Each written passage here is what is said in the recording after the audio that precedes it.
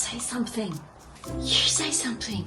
If you've ever panicked at the sight of a blind person, frozen up, faked a phone call, ran in the other direction, you're not a bad person. You're also not alone. A lot of people react the very same way. Let's explore some of the reasons why, and I hope this video will make you feel a little bit more comfortable by the time you get to the end. So you'll find that there's more than one reason for not engaging with a blind person, and some of the reasons are a bit random, not what you would expect. Do I wave? No, that won't work. So let's talk about that moment. You see the person, they've got the white cane, they've got the shades, and suddenly your brain slams on the emergency brake. That awkward freeze. And it feels harmless, but it's actually the start of something bigger. It's the start of just staying away. This is tangle of tiny doubts, and it all gets really complicated in your head, and that in the end, saying nothing starts to feel safer. Fear can be a big reason for not engaging with a blind person or any other person with disability for that matter. So what is there to fear? Well, firstly, there's the fear of getting it wrong or offending the person. Sometimes saying hi turns into this internal drama, like a full-on Oscar-winning monologue. And by the time you've decided what to do, the moment's gone. Okay, don't say anything weird. Don't say, see you later. Is that insensitive? That's insensitive. Should I say, nice day we're having? No, insensitive. So you don't need the perfect script, you just need to show up. I actually challenge all of you to briefly engage with a person, any person that you do not know. So like just say hi to them in passing or chat to somebody new at a party. And I'm keen to hear about if the person was friendly, how did you feel after you exchange, how do you think that it would be different if that person couldn't see? So come back to this video and let me know what happened in the comments. And then there's that fear of, you're wanting to be helpful, but your brain starts narrating like you're on a walking tour. And it's not that you don't know what to say, it's that you think you have to say everything perfectly, and no one ever says anything perfectly. Take this video, for instance. Excuse me, would you be able to tell me where the cafe is? Sure. So you see that silver car? No. Oh, sorry. So the cafe is 3 doors down that way, and so once you pass the tree, you'll see the big red sign, and well, you won't see it obviously. Never mind. So again, it's easier to say nothing, right?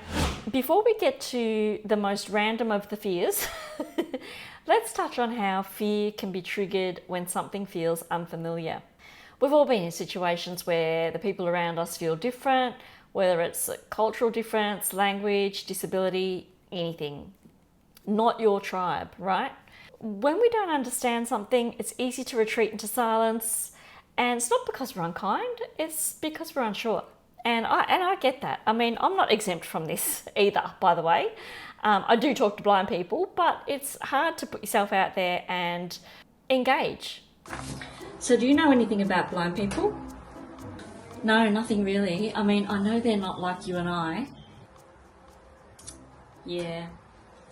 And learning about differences makes for such rich experiences. So rating of 5, highly recommend. And then there's this, the fear of getting involved. And it's so random, but it is a thing. From personal experience, I can tell you that sometimes people think that if they engage with a blind person, that they will have to be that person's support for the rest of their life.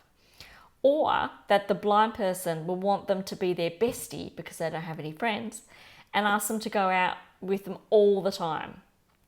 And I can tell you from personal experience that you don't have to worry about getting stuck. Look, if you go over there, you're going to be stuck forever. What? So she has no friends? None. Blind people are not friendless. Most of us have good networks established already, families, and so on. So it's okay to engage and walk away. Well, tell the person that you're walking away, don't just walk away, because they won't know. Here we uncover a few other reasons that prevent people from engaging.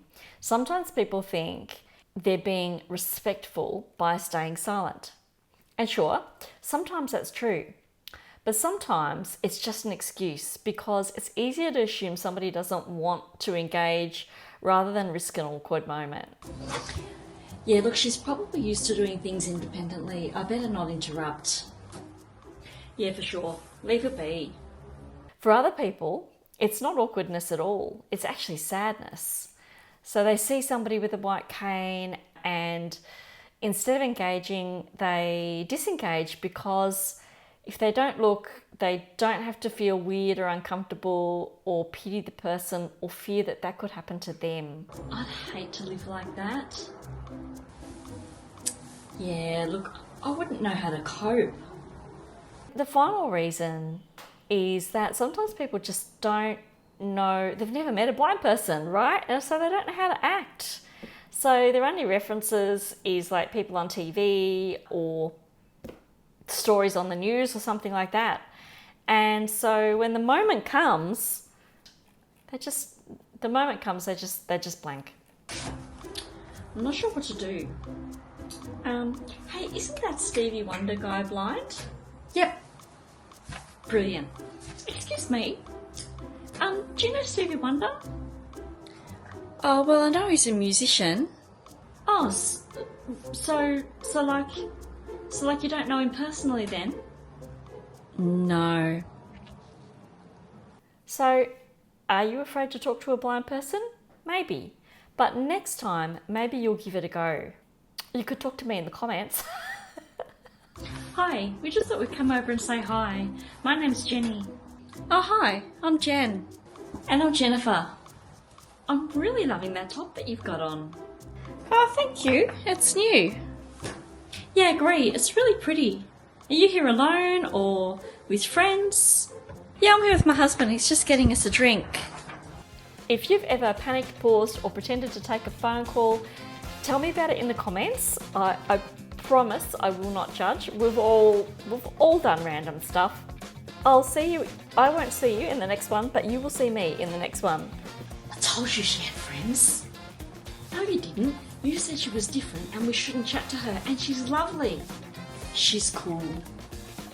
So cool.